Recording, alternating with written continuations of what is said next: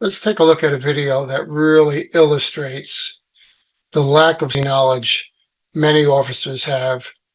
This officer in particular states he is a subject matter expert, but let's play this out a little bit. I'm not going to play the whole video because it goes on ad nauseum. Completely too much time spent on a suspicious person call that could have been resolved with some good investigative techniques, which I'll talk about momentarily. Let's start the video and let's take a look at it.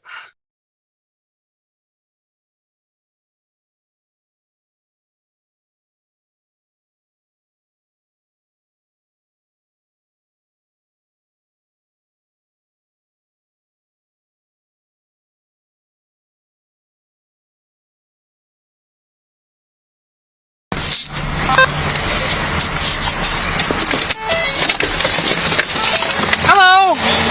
Doing good, how about yourself? Okay. What you doing right now? Just recording. Is there a reason for your recording? I got it. Yeah. Okay. Well, they're just concerned because apparently individual matching your description has been doing this a lot in ASB locations. Okay, you got your name and badge number, sir? Officer Savage, Grandview Police Department, badge number 0315. Thank you so much for being professional. Yeah. Yes, sir. I'm just recording. I didn't even speak to nobody. I know, but they see you out here and they're concerned that you're possibly casing the place. Say that one more time. Casing the place? I'd rather roll a joint than case one. Okay, no, I get that. Yeah. So is it like for a YouTube website, or is it just recording just because you want to situation? I'm just recording. It's almost like one of the first actual real days of fall. Okay. The temperature didn't drop. Well, yesterday I guess the temperature was down. Actually, on Halloween. It just didn't feel that bad. Is there a reason you're doing this building? I was actually just walking all the way around. Just walking all the way around? Yeah. This building, or just walking around? Just around the whole area. Is that fine? That's fine. They're just concerned, so we're out here just talking to you. Well, I had no ill intent, nothing like that, nothing nefarious going on. Just recording. Like I said, is it for like a website that you got, or just because you like to? You a video editor or something? I just got this camera. It's pretty cool. I like it. I'm just trying to see what the footage look like. Next, I'm getting concerned that you're possibly casing the plane. What is it with police departments and not having a professional standard as when it comes to grooming and uniforms? Look at this guy. He looks like he hasn't shaved in days. What kind of professional appearance is that? And also, I want to mention, you could see with the video footage from the patrol car as he's pulling up, he had plenty of opportunity to take some good, what I would deem as investigative techniques prior to responding to this call. First, it was a suspicious person call. So the dispatcher should have extracted some sufficient information from the caller to find out exactly what the nature of that suspicious behavior was. Now, people calling in calls are not necessarily experts. A lot of times they misinterpret or misread things, such as this case right here, this call. But you want to glean as much information as you can that the dispatcher took. Then you're responding to the call of a suspicious person. Prior to arriving, you take your time, you roll up silent. If you have the opportunity to get some optics from a distance, you do so. In this case, you can see as he's rolling up, there's a clear line of sight to where the suspect is taking these pictures or video filming. He had plenty of opportunity to stop and observe. Is the person acting suspicious? What characteristics do they have? Are they trying to conceal what they were doing as motor vehicles pass by? Watch and observe their demeanor. So when you roll up on them, does that demeanor change? Is there an indication, a manifestation, if you will, of some type of stress that the person is going to exhibit with his body language? Is he trying, or is he or she trying to conceal a weapon? Do they try to walk away? Do they try to avoid eye contact? Is the nature of their voice seem consistent with a person who is not doing anything that would be of a criminal nature? Or does their voice give any indications that maybe they are nervous, maybe the voice is trembling, maybe they hesitate in their response? None of that was done by this police officer. Say that one more time. Face of the place? Your body camera. What kind is that? This is a Motorola one, watch guard. Okay. Badge number as well, sir? Yeah, if you want it, it's Bailey 0198. Thank you so much for being professional. You doing all right today? I was just hanging around. It ain't as cold as I thought it would be. Oh, yeah. With the temperature dropping down. Yeah. How did daylight saving affect you guys?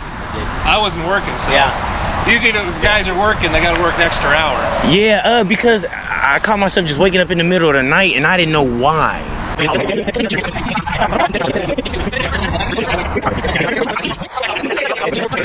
I'm on a public street, like. You are, yeah. We just came to talk to because they're worried. All we can say, hey, we went and talked to him. He's just doing this. Hey, think about it this way, right? There's one. Another thing that cracks me up, and I'll talk about this in a little bit, is the wearing of an external bulletproof vest on the outside of the uniform. It looks totally unprofessional, sloppy, does not give off a proper community relations appearance. You're not in a military war zone. You are policing the community. And another thing that really cracks me up is every single police officer's got their hands in their vest or they're holding the vest. What is up with that? Tactically, it's unsafe, looks unprofessional. I can go on and on and on. It's just a pet peeve of mine. Like 8 billion people in the world, right? How many people are standing out here videotaping? Not somebody's gonna do something nefarious. Not somebody is gonna do nothing nefarious. It's 2024, man. Everybody has a camera.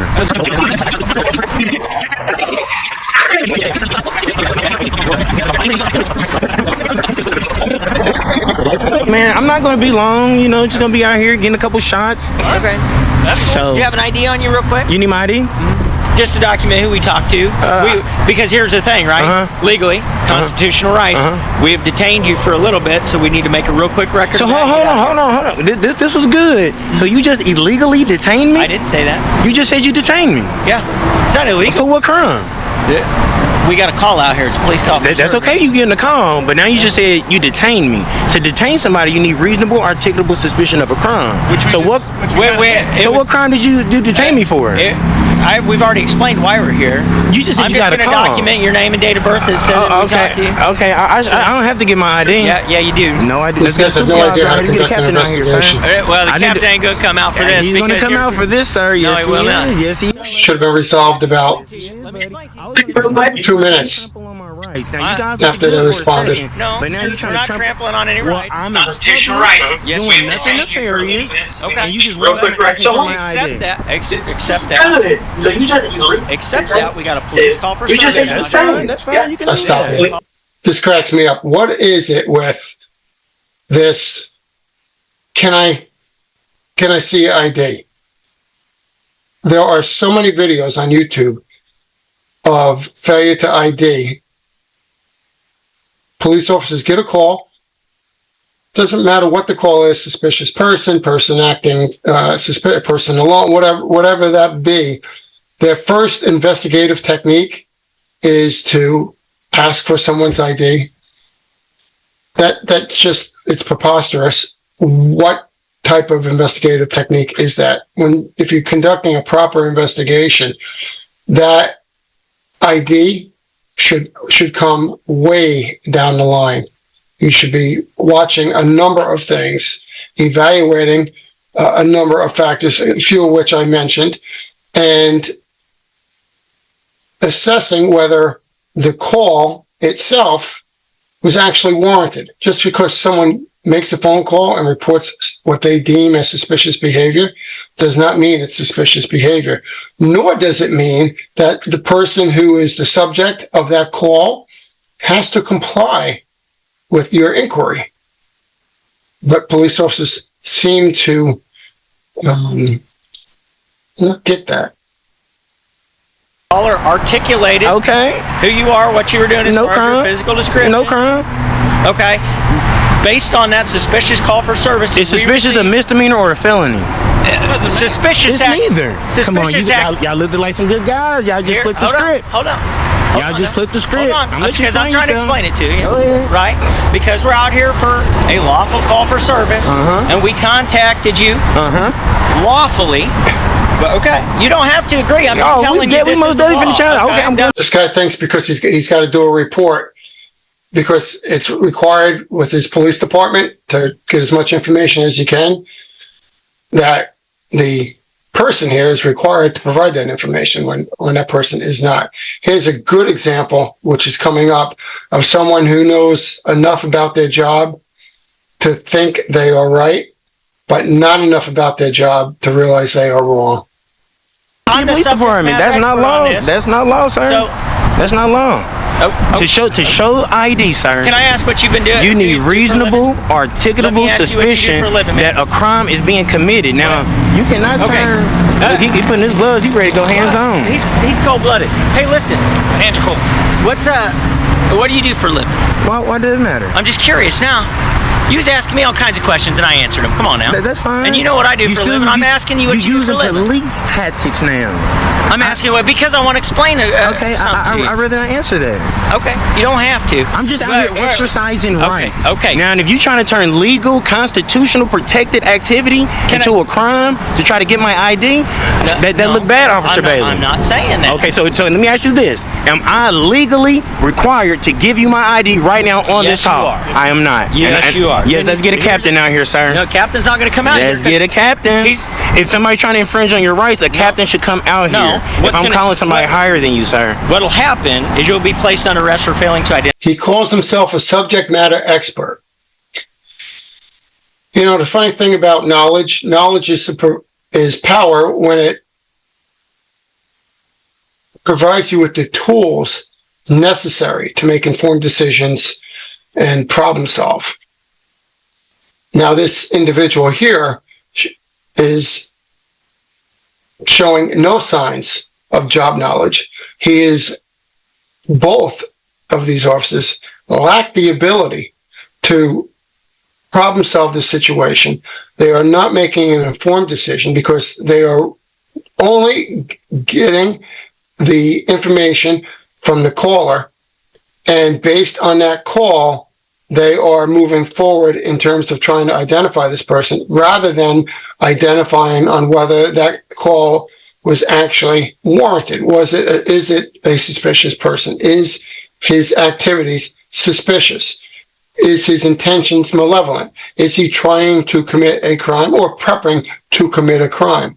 Now, within 2 minutes of this contact, they should have resolved very quickly that the person was apparently doing exactly what he said. He was friendly, engaged in conversation. He wasn't trying to hide anything. He's out in the public.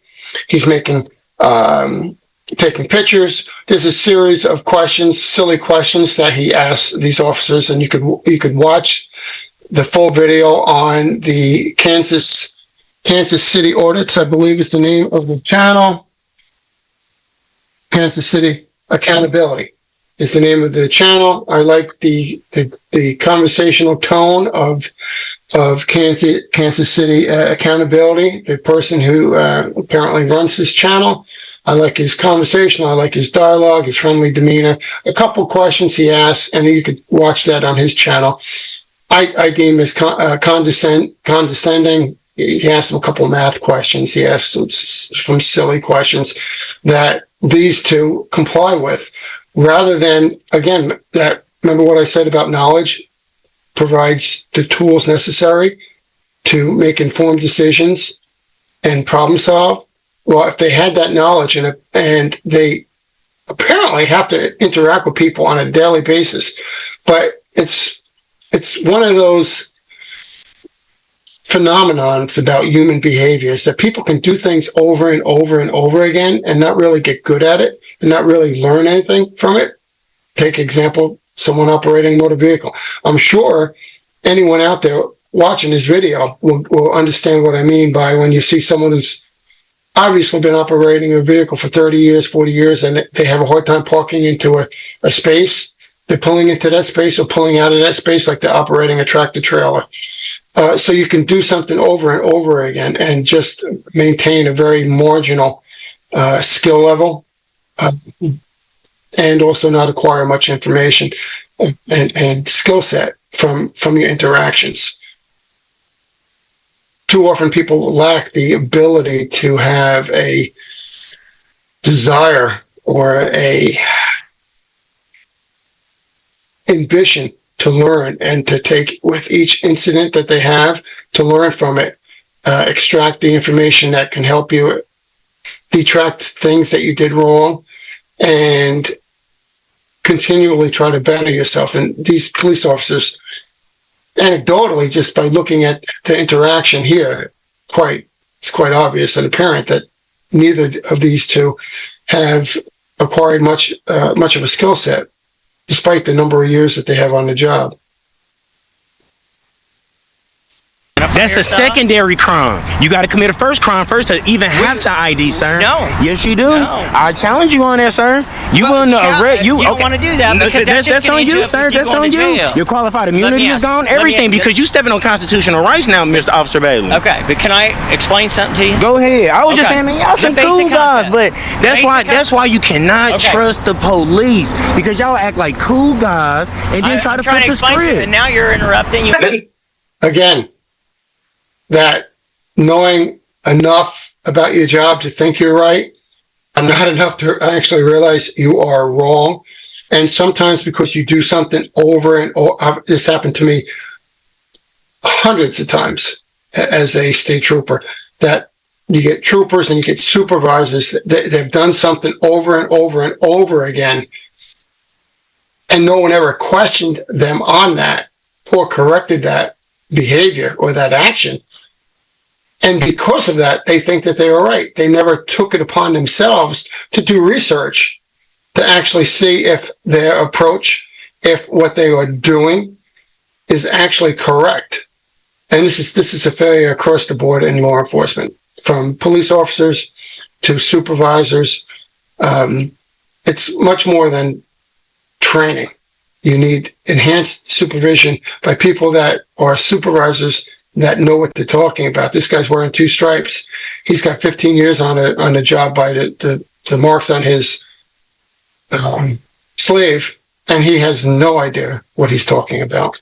Won't even let me talk. Because the whole thing, man, you act like a good. Go ahead. Let me let you talk. Let me let you talk. Okay. That's why you can't trust the police. Okay. Except that I just told you, I've been doing this for 17 years. Infringing on people's rights? No. I've been doing this line of work for 17 years, right? Okay. I have done that without complaint or lawsuit on my record. Okay, this will be the first. No, it won't be. This will be the because first, sir. This is the thing. Go ahead. Between the two of us, I am the subject matter expert on the law, and that includes constitutional law. I have hundreds of hours of study and application of that in my line of work. We are out here for a lawful reason. You've been contacted for a lawful purpose, us performing our duties.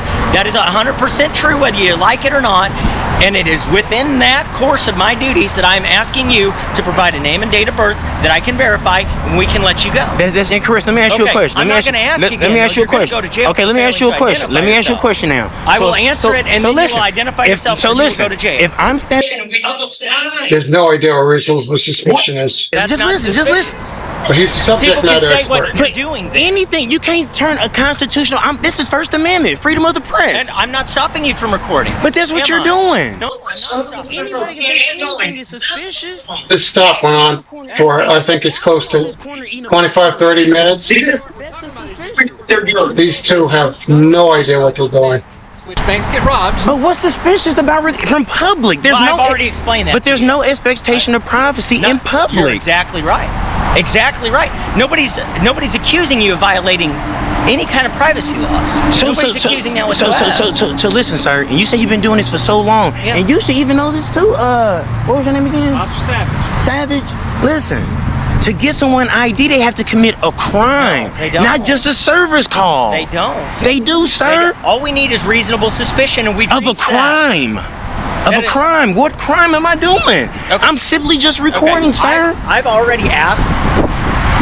This guy, it really is embarrassing.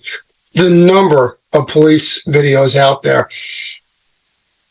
is embarrassing on how officers just simply do not know their job.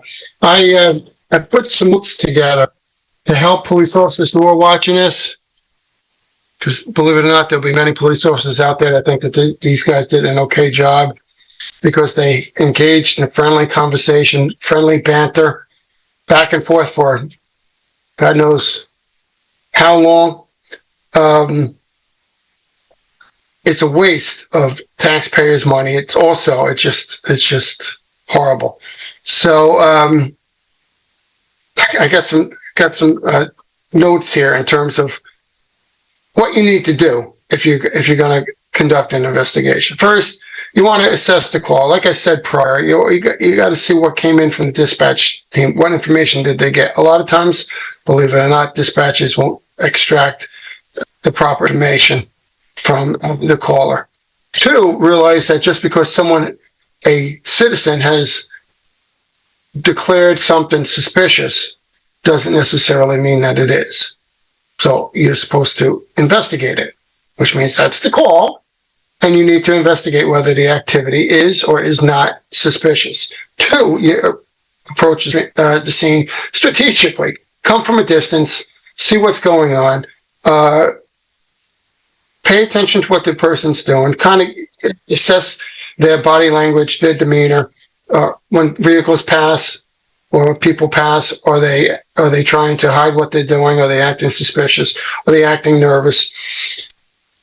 Engage in professional dialogue, which I guess they did. You could sit there and say they were friendly.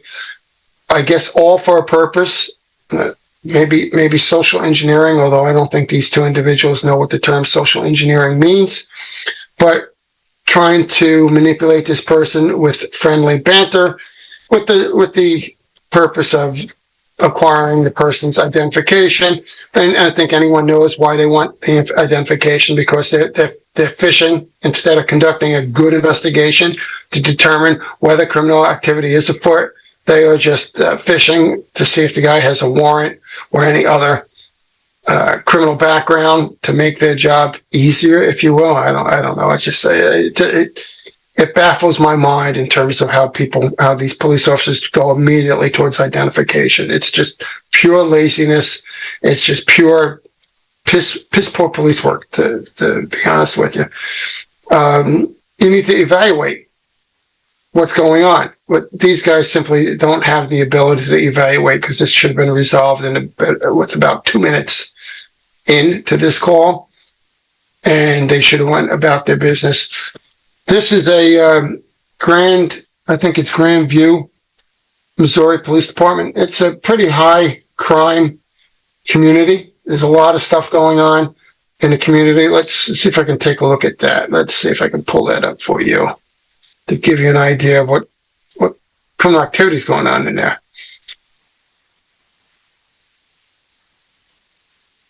Crime index, it's rated a 4, which 100 is the safest. So it's a pretty unsafe community, probably because these police officers, if these are a reflection of the police department, they don't know what they're doing. So they certainly are not have acquired no proactive police skills whatsoever. They don't have any investigative skills, as you can see. Only 4% of U.S. cities are safer than this community. So that's pretty crime-ridden city. 183 violent crimes, 908 property crimes. I think they've had like dozens of murders within their community. And let's go back to the video. This is probably one of the reasons that they don't have effective policing. They're not doing effective policing. They're not effective here, and they can't conduct a very basic investigation of a suspicious person. So how are they going to effectively investigate their murders, their very high percentage of rapes? They're not going to do it. Very early on in my career, I had a very small arrest, and as a young trooper, you kind of feel like, oh, it's just a rinky-dink arrest. And the detective sergeant said to me, he said, "Hey kid, you got to work the small ones to prepare for the big ones. The small cases have the same steps and legwork as the big ones. And a lot of times these officers take shortcuts. They do not investigate minor incidents which means they don't get good at doing proper investigative steps. The more you do something, it's muscle memory, the better you get at it. And that's why when you see some notable crimes that occur in sleepy towns, how the cases never really get resolved, that's because there's negligence on the police department's part. They don't know how to process a crime scene. They don't know how to enter and preserve a crime scene. They don't know the basics of an investigation, as illustrated here. So what would make anyone think that a major crime, that this police department's going to be effective at it, when these two people can't handle a suspicious call that should have been resolved in 2 minutes? It's as simple as that. And I'm going to shorten this up quite a bit. This video goes on even longer, believe it or not. They ultimately end up arresting this guy. Let's see if I can put that on here. For 12 minutes. 14 and a half. 12 minutes. We just been having a cordial conversation. Except, Being cool down. okay, let me ask you a question then. Did you? You did? Yeah. Okay. Yes. I did the thing. Well, so you come on, let me just have a close conversation. I love Sean. So he arrests him, goes into the police station, and sure enough, he drops him off. I don't know. You can go to Kansas City Accountability Channel and watch the whole thing. That was going afterwards. Do you want to tell the captain? But he detained him for quite a bit. Let him go. And then he actually even shows a picture of the bag. He, to his credit, Kansas City Accountability provided no information to the police department whatsoever, and ultimately they had to return him to the scene and drop him off. Needless to say, I'm sure a lawsuit is coming, as it should be, and these two individuals should get suspended. They certainly need remedial training, but there's a bigger problem than just training. It's supervision and it's supervisory oversight. And a lot of times with police departments, they have no idea what they're doing.